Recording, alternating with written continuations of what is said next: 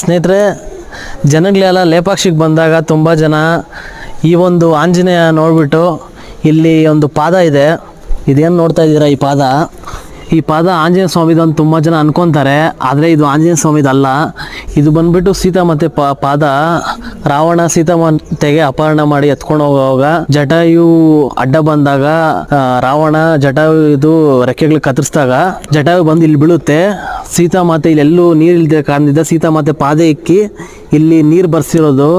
ಸದಾ ಕಾಲ ಇಲ್ಲಿ ನೀರು ಇದ್ದೇ ಇರ್ತದೆ. ನೀವು ಬೇಸಿಗೆ ಕಾಲದಲ್ಲಿ ಬನ್ನಿ, ಮಳೆಗಾಲ ಯಾವಾಗೂ ಇಲ್ಲಿ ನೀರು ಇದ್ದೇ ಇರ್ತದೆ, ವರ್ಷ ಪೂರ್ತಿ ಇಲ್ಲಿ ನೀರು. ಸ್ನೇಹಿತರೆ, ನೀವು ನೋಡ್ಬೋದು ಇವಾಗೂ ನೀರಿದೆ. ಇದು ನೀರು ಇವಾಗವರೆಗೂ ಕಮ್ಮಿ ಆಗಿದ್ದೇ ಇಲ್ಲ, ಅವಾಗಿಂದ ನೀರು ಬರ್ತಾ ಇದೆ. ಜಟಾಯು ರಾಮ ಬಂದು ಬರೋವರೆಗೂ ಬದುಕಿರ್ಲಿ ಅಂತ ಇಲ್ಲಿಂದ ನೀರು ಬರ್ಸಿ ಸೀತಾಮಾತೆ ಕಾಲಿಕ್ಕೆ ಹೋಗಿರೋದು. ಇದು ಬಂದ್ಬಿಟ್ಟು ಸೀತಾಮಾತೆ ಪಾದ. ಇದು ರಾಮ್ ಸೀತಾರಾಮ್ ಸೀತಾರಾಮ್ ಜಯ